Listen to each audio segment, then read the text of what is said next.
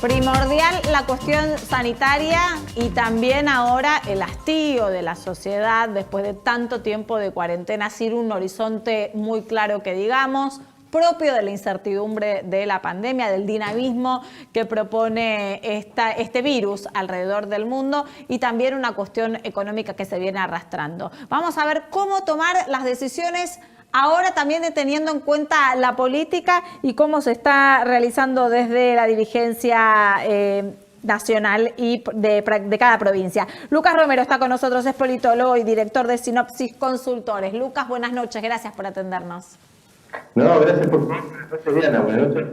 Se vuelve primordial, Lucas, ahora empezar a tener en cuenta no solamente los sanitarios, sino el hastío de la sociedad. Ya ayer vimos marchas en todo el país diversas, ¿no? Ya no se sabía si había una unificación de criterio en cuanto a la marcha, pero realmente también es parte de la manifestación del hartazgo de la gente y una economía que no para de dar números alarmantes.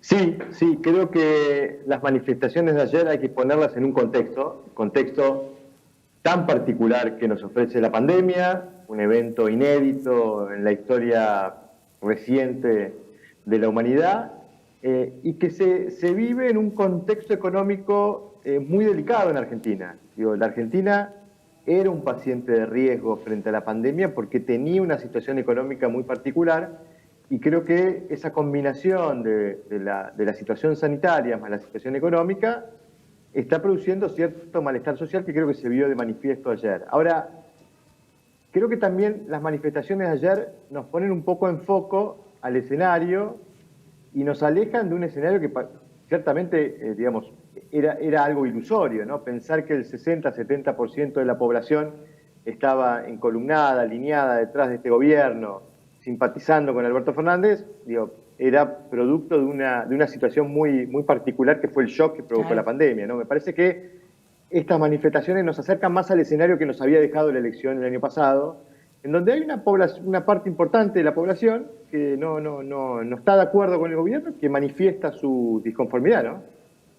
Pero ¿no hubo también cuota en las marchas de ayer, más allá de la cuestión política y del desacuerdo político que puedan llegar a tener con el gobierno nacional, esta situación de personal de cada familia, de cada lugar, de no soportar más producto de la pandemia?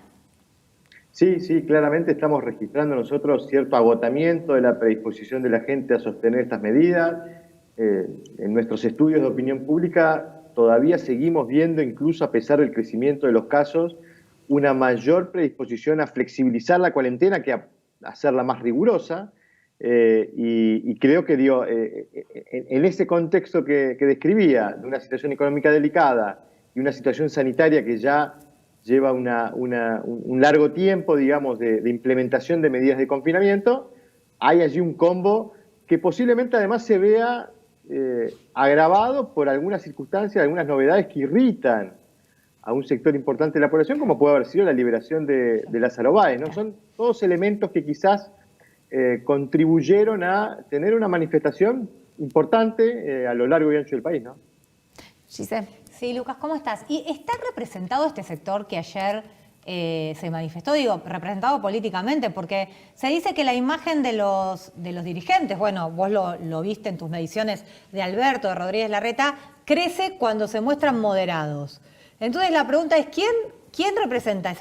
¿Son votantes de Macri? ¿Están huérfanos, digamos, que están buscando quién los represente? Es raro porque parece que sube la imagen cuando son moderados, pero hay un sector que se queda huérfano. Sí, a ver, digamos, desde que sufrimos la desintegración del sistema de partidos, la representación política no está necesariamente asociada a una identidad partidaria, ¿no? Posiblemente quien representa ese sector político sea aquel que pueda encarnar una propuesta electoral competitiva para confrontar con este gobierno, y eso lo vamos a saber el año que viene. Claro. Por eso, esto es lo que plantea ciertos desafíos a los liderazgos opositores. Los liderazgos opositores no van a surgir sino de la mano de que ciertos dirigentes puedan mostrar potencial electoral y capacidad de llevar a esa representación a una victoria electoral, y eso no va a ocurrir sino hasta el año que viene. Me parece que en parte también lo que estamos viendo ya entrando un poco también en la postura de algunos dirigentes opositores, creo que la dirigencia opositora está tratando de poner en cuestionamiento uno de los elementos centrales del contrato electoral que logró firmar Alberto Fernández con el 48% de los votantes, ¿no? Porque cuando uno mira el proceso electoral 2019, que además es un proceso electoral que está condicionando el proceso político en Argentina, y analiza el triunfo electoral, Alberto Fernández gana por dos motivos principalmente. En primer lugar, porque logró presentar una propuesta, digamos, de respuesta a una demanda económica que fue confiable para el 48% de la población. Hay un 48% que le creyó a Alberto Fernández que iba a poner en marcha la economía. El otro elemento, digamos, la otra cláusula importante, relevante de ese contrato electoral, es que Alberto Fernández le dijo a ese 48% que iba a gobernar él y no Cristina Kirchner, que esto era el frente de todos y no el frente para la victoria. Y me parece que en algún punto ayer se vio de manifiesto un sector social que no cree en eso que afirmaba Alberto Fernández respecto de que esto no es el frente para la victoria y que está gobernando Alberto Fernández, y creo que la dirigencia opositora se monta sobre ese aspecto que creo que es central para socavar, digamos, la legitimidad política del oficialismo, ¿no? Me parece que hay ahí un intento claro de cuestionar un aspecto central de la cláusula electoral de Alberto Fernández, que es que por algunas cosas que suceden no queda claro si está gobernando él o Cristina Kirchner, y no queda claro si esto es el frente de todos o el frente para la victoria, ¿no? ¿En qué cosas no queda claro, Lucas, puntualmente? Bueno, por eso me mencionaba lo de Lázaro Báez, por eso digo, el caso de Vicentín es un caso muy paradigmático, ¿no? Porque, digo, si tomamos... Que se apagó. Que se apagó, efectivamente, yo creo que se apagó porque el gobierno entendió que ese fenómeno atentaba contra esa cláusula central del contrato que firmó Alberto Fernández con sus votantes. Digo, porque Alberto Fernández no sentó a Omar Perotti al lado en la conferencia de prensa para presentar el proyecto de expropiación. Sentó a una senadora de máxima confianza de Cristina Kirchner, a quien además le reconoció la autoría de la idea, del proyecto. Digamos. Me parece que acá lo que desnudan estos eventos que suceden en el escenario es que el gobierno logró un triunfo electoral conquistando a los votantes moderados del centro que estaban disconformes, disgustados y enojados con los resultados que le había ofrecido la gestión de Macri. Nico. Lucas, Sí. te quería consultar respecto de los políticos que pisan el palito de otros políticos, por llamarlo de algún modo, ¿no? Macri estuvo 9 meses sin abrir la boca y da su primera entrevista 24 horas antes de una marcha convocada hace 3 semanas. Mariano Borinsky, a quien nadie puede acusar de kirchnerista, tuvo 4 años para resolver la situación de Lázaro Báez, la resuelve 24 horas antes de la marcha convocada hace 15 días. Y Alberto Fernández, el mismo día de la marcha, a la mañana, tiene un discurso que en el tono parecía conciliador, pero cuando uno lo lee entre líneas se encuentra con cierta agitación, más lo que tuiteó Santiago Cafiero en el medio y todo eso. ¿Tenemos a los políticos a la altura del caos? O sea, ya no hay una grieta, ya hay directamente una fosa en el medio entre dos sectores de la sociedad irreconciliables. ¿Está la dirigencia política a la altura de estas circunstancias? No, creo que el contexto sanitario reclama otro nivel de diálogo y de operación política que hoy no la tenemos. Uno puede reconocer cierta legitimidad de algunos sectores sociales de manifestar su disconformidad. Lo mencionábamos recién con Diana del hartazgo que esta situación genera. Y lógicamente, acá puede haber por parte de la oposición un intento también de aprovechar ese hartazgo, esa disconformidad social para sacar algún rédito político, ¿no? Y creo que en algún punto la circunstancia se vuelve, quizás oportuna para la oposición, porque la oposición tiene el desafío de construir nuevamente cierta legitimidad de representación cuando acaba de salir un fracaso, de gestión. Es difícil para Macri ponerse a analizar la situación teniendo sobre su espalda hace 6 meses un fracaso de gestión que terminó en un resultado negativo desde el punto de vista electoral, ¿no? Creo que, por eso digo, me parece que hay por parte de la oposición un intento de aprovechar esta sensación de disconformidad que hay en la sociedad y apuntar insisto, en este punto que me parece que es la línea de flotación del oficialismo. Porque el oficialismo tiene dos objetivos centrales en su gestión. Una es dar respuesta a ese mandato económico del 48% que le pidió reactivar la economía, ¿no? Y esto, lógicamente, la pandemia le pone un obstáculo enorme. El otro objetivo que tiene el oficialismo es demostrar efectivamente, insisto en este punto, que el Frente de Todos no es el Frente para la Victoria.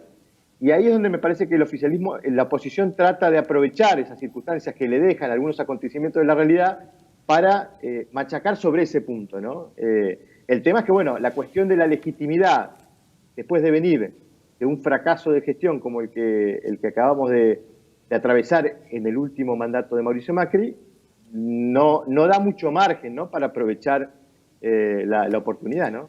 Lucas, yo retomo un poco lo que dijo recién Nicolás. Él hablaba de la grieta, la fosa entre dos bandos políticos en la Argentina que parece que se acentúa cada vez más. Pero vos venís ya en la entrevista anterior y hoy nuevamente afirmando que han ganado más los políticos cuando han sido moderados. Entonces, o la clase política de la Argentina no es inteligente y no es estratega, o no entiendo cuál es la vía de análisis que se está teniendo. No, creo que, a ver, obviamente que el objetivo de los dos es conservar sobre todo los apoyos moderados de ambos espacios, porque en esto de que decimos de que el resultado del 2019 va a condicionar el proceso, y en algún punto la paridad que ofreció el resultado electoral del año pasado los obliga a los dos espacios a conservar sobre todo los apoyos que son más volátiles, los apoyos que se les pueden escapar, que no son los más convencidos, los más fanáticos, sino los más moderados. Entonces, los dos espacios tratan de contener esos espacios, pero al mismo tiempo los dos espacios tratan de arrebatarle esos espacios moderados al opositor. Ahí es donde viene esa dinámica polarizante de señalar lo radical que hay en el espacio que está enfrente, ¿no? Es complejo. Facu. Sí, Lucas, y sigo con esta línea de análisis y me pregunto, obviamente no soy analista político, pero como ciudadano más de una vez me pregunté durante estos últimos 100 días si la clase dirigente en esta situación de estrés inédita va a motorizar algún proceso casi evolutivo, si vamos a poder ver a una mejor clase dirigente después de todo esto. Pero bueno, en base también a lo que estabas respondiendo, casi que tenemos la respuesta. Pero te escucho, esperanzado con... Vamos a evolucionar. Si va a evolucionar o no finalmente la clase dirigente argentina. Sí, yo, a ver... Pobre Irus. Soy pesimista con la propuesta que me haces, Nico. Ahora, Facu, perdón. Lo que yo siempre digo en estas circunstancias es que mal hace la sociedad en quedarse esperando una respuesta de la dirigencia política. Las democracias no se fortalecen porque a los políticos se les ocurre fortalecerlas, digamos. Las democracias se fortalecen porque se fortalecen las instituciones, ¿no? Me parece que lo que puede hacer la sociedad es contribuir a fortalecer las instituciones democráticas, fortalecer los partidos, fortalecer las organizaciones intermedias, fortalecer todos los procesos mediante los cuales la sociedad participa del proceso de toma de decisión. Son todos esos mecanismos los que van a hacer una mejor dirigencia. No hay que sentarse a esperar que los dirigentes se vuelvan buenos, ¿no? Y me parece que esta circunstancia no va a transformar a la dirigencia en una dirigencia buena por sí sola. Va a depender de lo que la sociedad haga, de cómo la sociedad contribuya a consolidar y a fortalecer las instituciones. Lucas, gracias. Buenas noches. Gracias a ustedes. Un saludo. Me quedo con lo que dijo